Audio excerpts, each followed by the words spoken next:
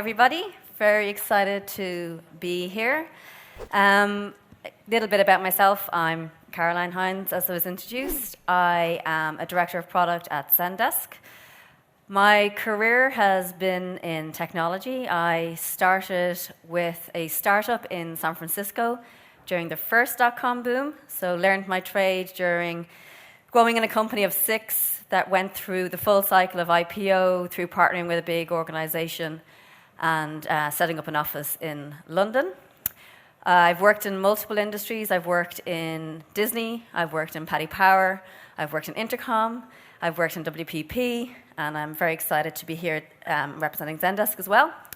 And I've worked across Europe and the US. I've had roles that have been program and project delivery and product delivery, as well as product management. When I was in college or going to college, the one thing, every parent asks their child, what do you want to be and what are you going to do? And the only answer I had was, I want to work with people. I want to work with people who do different things to what I do. I don't want to sit behind a desk. And so that's kind of been my career ambition and my career trajectory, is like finding people who are better at things than I am and different things than I am. And that ties into what I wanted to share with you today. The one thing that's motivated me all of my career is people.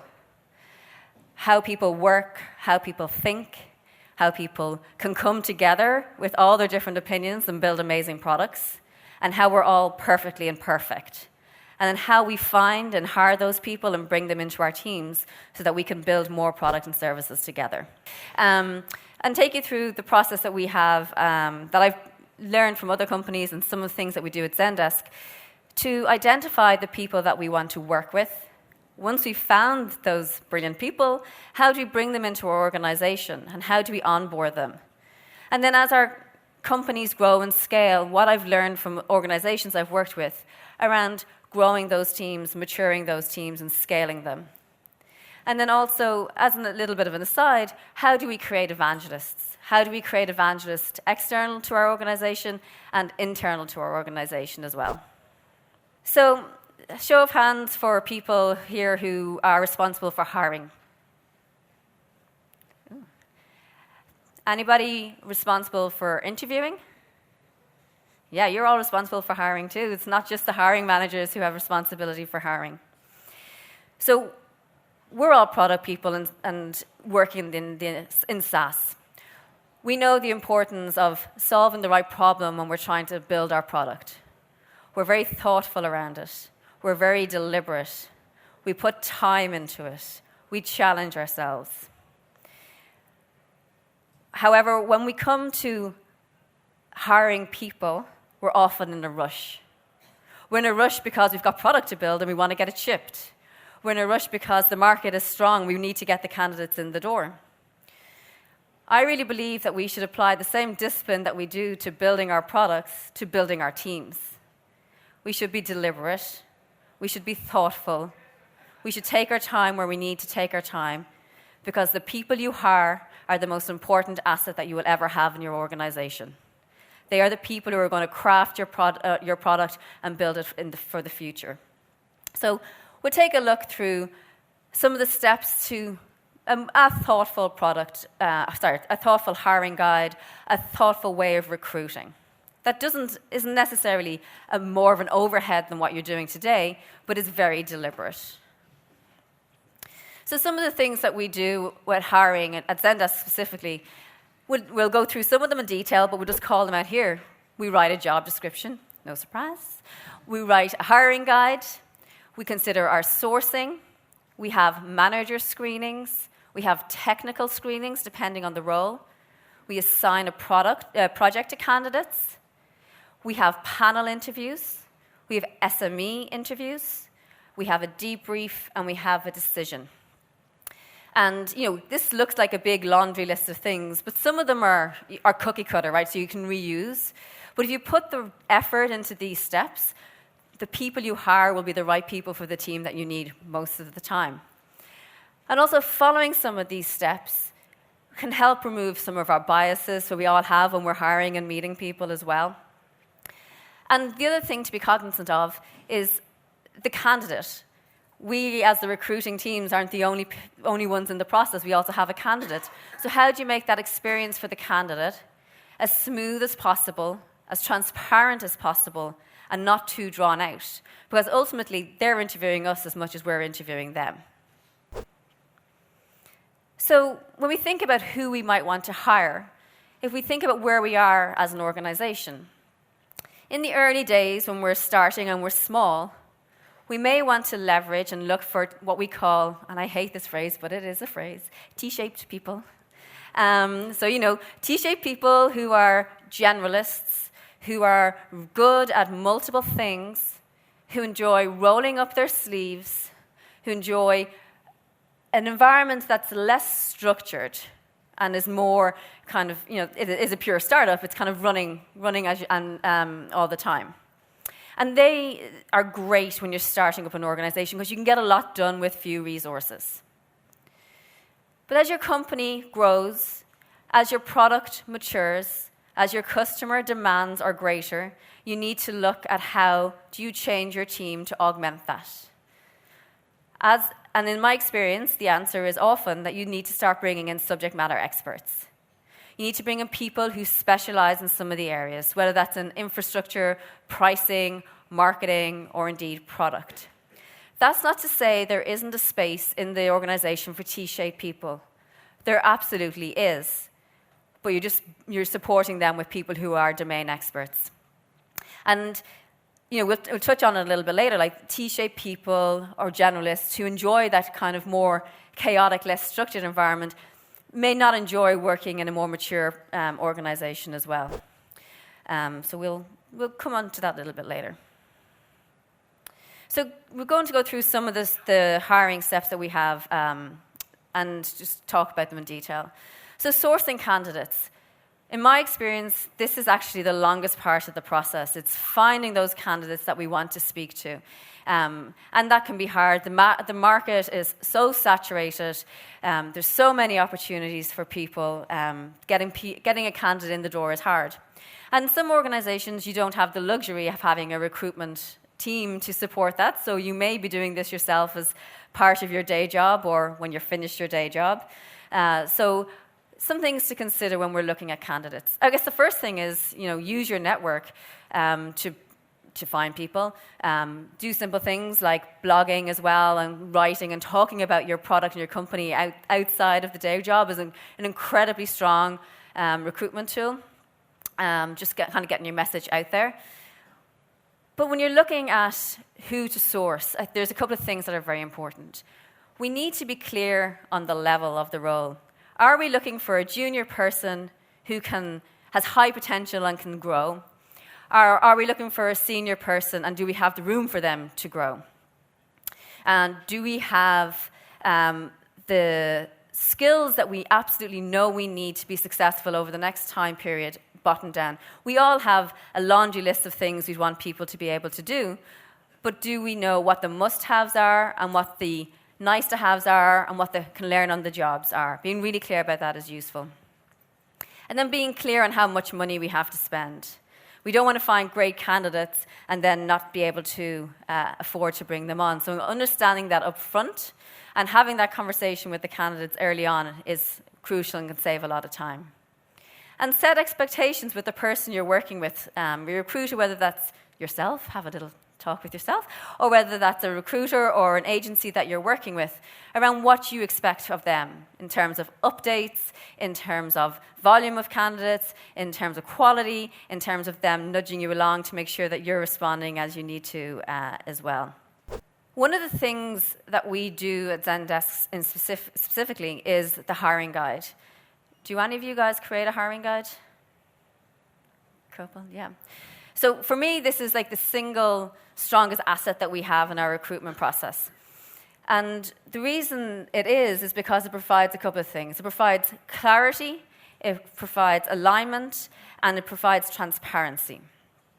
So what it does is it outlines the job description, it outlines who the interviewees are, and if necessary, who their alternates are if they can't be available.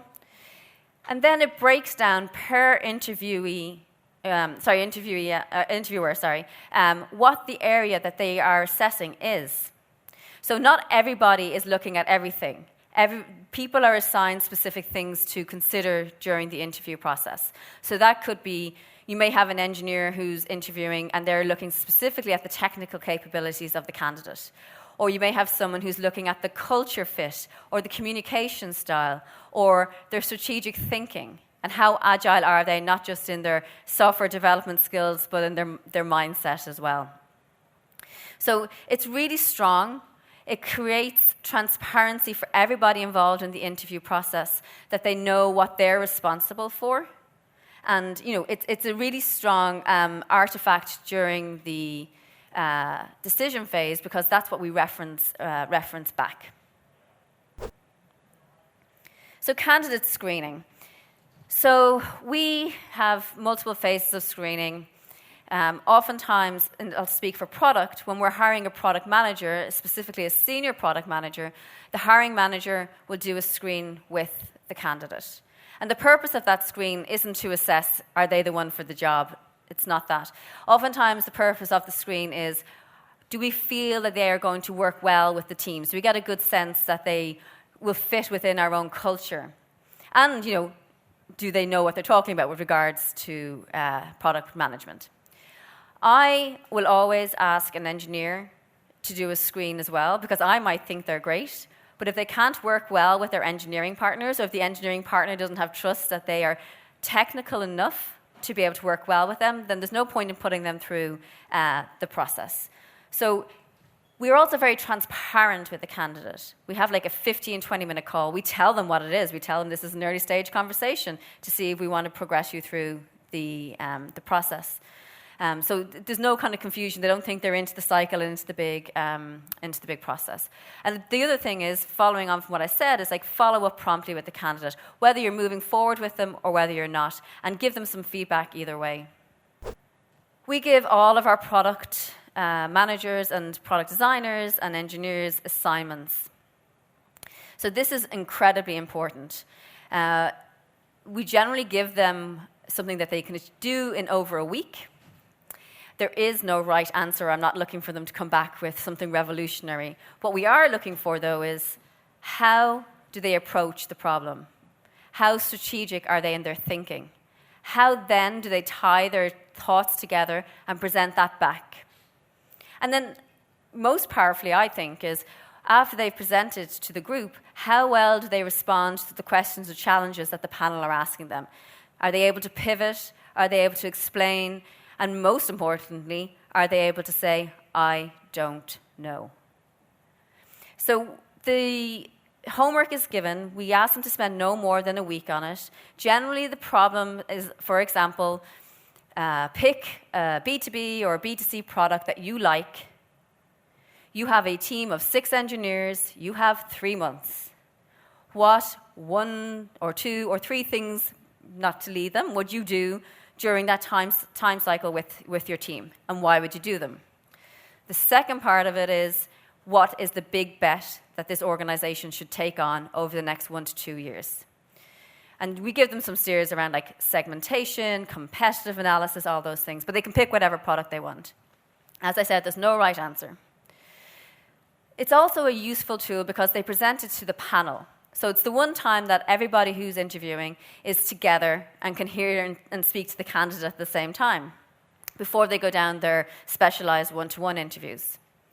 It's also a really good artifact then in those one-to-one interviews to probe or ask questions based off. So it gives something that you both have a common understanding of to leverage during those sessions. So the candidate debrief. So you've gone through the process, you've gone through all your various interviews, and then we want to make a decision or get a recommendation.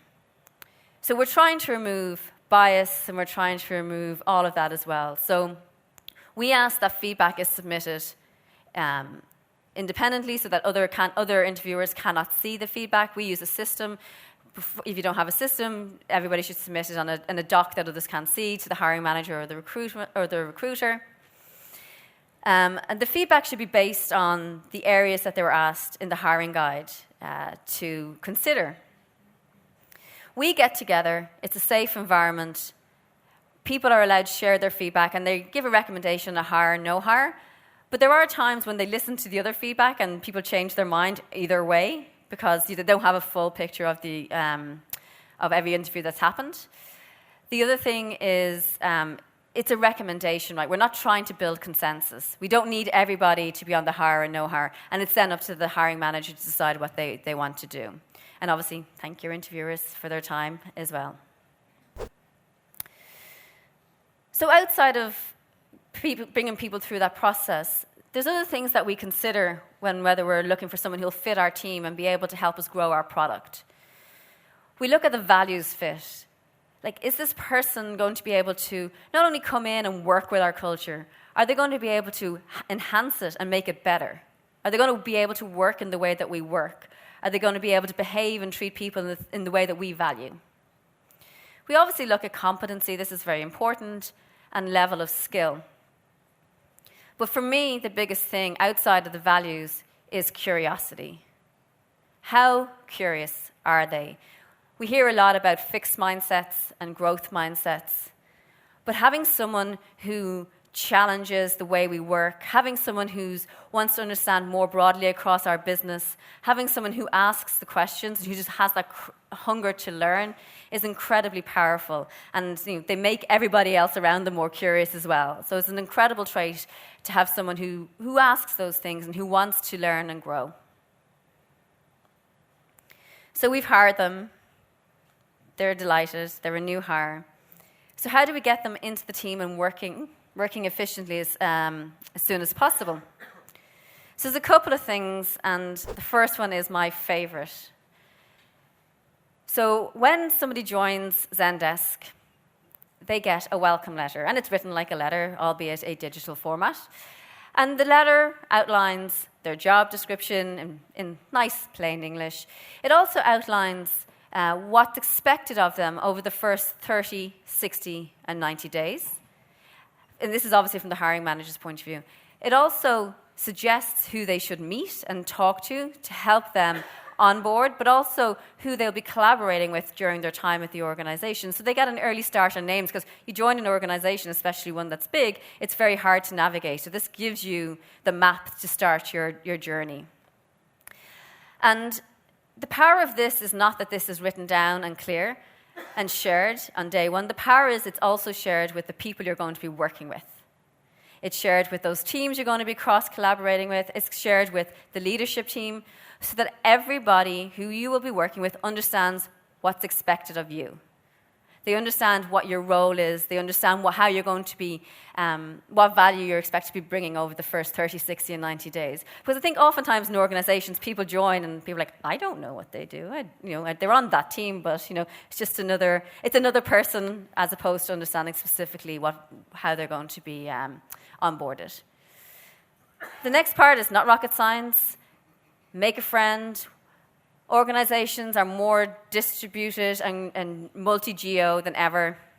Having someone who's not necessarily on your team, but who's co-located with you, who you can go and ask, how does the coffee machine work? What do we do for lunch? How do I contact HR? And just ask those kind of questions that when you're there a while, you kind of forget that people have.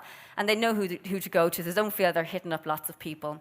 And this is generally someone who's volunteered, so they're very happy to do this. The other part then is taking that frontline seat. Most organizations will have some sort of a customer service team internally supporting their product. Not only should new hires do this, but everybody in the organization should spend some time with their customer support teams, especially for new hires, to understand how we talk about our product with our customers, to understand the pain points that customers are going through, to understand how the product works, and to start building up that mental model, but also start building up empathy for the product that they're going to be working on and the people who are going to be using it. So spending time with the customer success teams is critical. And I spoke about the 30, 60, 90-day plan that is with the welcome letter, but the hiring manager should also work with the new hire to build this out together going forward. And it's a really powerful tool because it gives someone a steer as to, are they on the right track? Because oftentimes when you join, you're like, I don't know if I'm doing the right thing. I don't know if I'm doing well. So this is a good way of doing it. And also getting them involved in projects straight away. So that's kind of like talking about hiring. And we talked a little bit about early days versus as companies grow. So what do we do as company grows? And we've hired all these great people. Scale is hard. Change is hard. As humans, we don't like it. We like to say we do, but we don't. We like what we know. So, recognize that. And it's okay to say that, and it's okay to feel that. But do remember the people we hire on day 1 may not be the people we need on day 700 or whatever that is. As our company grows, as our product grows, as our customers grow, our needs change. And that applies not only to the individuals on the teams, but it also applies to the leadership. The CEO, apologies if there's any CEOs, CFOs, whatever, who brought the company from a startup to a bigger organization may need to say, I'm not the right person now that we're bigger. I can take a different role in the organization, but not this one in particular. And having the courage to do that is incredibly powerful when you're looking out for your company and the people who work for you. And also being able to put the ego aside to have those conversations. If you haven't read it, you should read Ben Horowitz's book, The Hard Thing About Hard Things. He talks about this at length, about scale and growth and change. And having the courage to do that. And this is where those T-shaped people might find that they want to specialize or they don't, and they don't like that environment that's more structured as well. But for the people you have in your organization, how do you help them grow? So Brené Brown, in her book Daring to Lead, defines leadership as someone who takes responsibility for finding the potential in people and processes and who has the courage to help them develop that potential. So with that in mind, how do we grow the teams to make sure that we're growing their careers and building great product with them? It's up to us to find and create opportunities for our teams to grow and those individuals.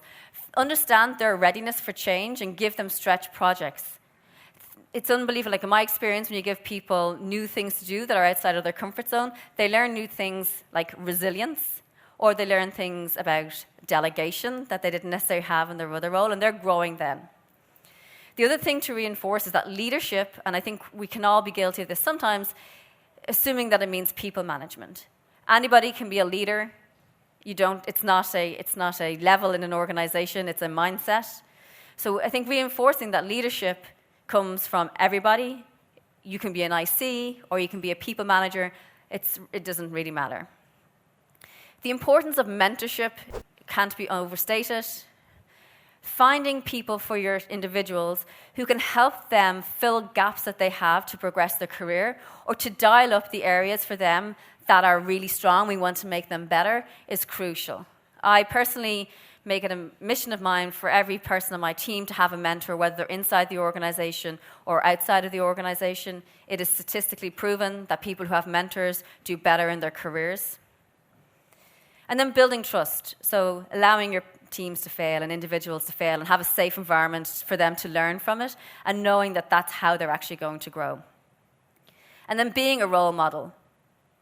So be the person that you want your team members to be. Be that mirror that you want. So that comes down to behaviors, how you respond to things, how you show up. Doing that will actually help your organization grow as well. So just very briefly on alignment. So we've all these people. They're all growing. They're doing fabulous. But how do we keep them aligned? It's very easy at the early days to keep a company of 10 aligned. They all understand why we're here, why we're working on what we're doing. But as we grow, what happens? We've probably all heard the phrase, don't ship your org chart. The same thing can be said for alignment. If you're not aligned, it's reflected in everything. It reflects in how you talk to customers. It reflects in what you're building in your product. It's reflected in your marketing material. Alignment ensures we're all moving in the same direction, and alignment creates speed and efficiency. Alignment means that everybody on your teams, on your product, understand what is important to work on. Aligned teams move in the right direction, and misalignment is super expensive to correct once you identify it. So if you look at aligned teams and against teams that aren't aligned, I'll go through one and you can say it's the inverse for the other. So they check in with each other on scope, they challenge each other. They understand collectively why it's important, and they can challenge, like, are we building the right thing? And they lean into each other's strengths, and they move with speed. So this is just summarizing those things, like remember your mission, remember the why, be clear on what's important, allowing the teams to tweak their work, and doing health checks with your team. So who here has recommended a product to someone in the last 30 days? Yeah. And I think the biggest example I always think of when I think about product recommendation is Apple. Like the fanboys of Apple, like they're like Christian preachers, buy the phone, buy the product. And like I am one of those. I'm a complete fanboy for Apple. And that's what evangelist is. I don't work for Apple. You probably don't work for the organizations you're promoting, but we talk about it, we promote them, and you know, I have an iPhone 11 because I've been drinking the Kool-Aid. But it's because it's those human connections, right? So if I'm talking to you and you're telling me about this amazing product, you're not a salesperson, you're another human, and I'm connecting with you, so I probably trust you a little bit more than the salesperson from that product. So when you're talking with your customers, when you're talking with your teams, when you're talking to anybody about the product and the work that you do, remember to tell the story, tell them your why. Don't talk about the features and functionality. Create that environment where people just can't wait to tell others about what you do. And then that snowballs.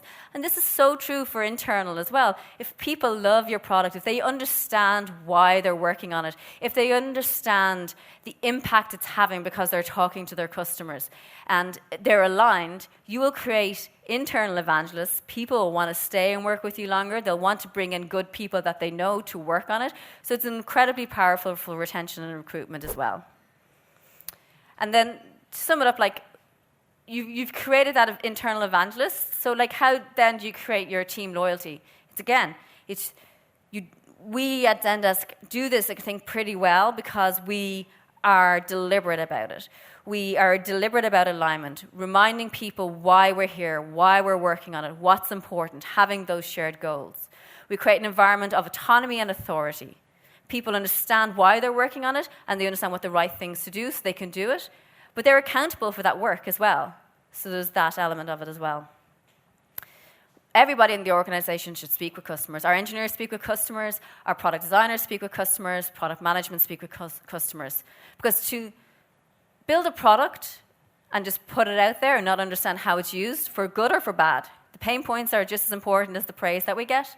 Understanding the impact makes the team feel more invested in the product they're working. If there's a problem, they'll want to solve it when another person who's not in the organization is telling them it's a problem.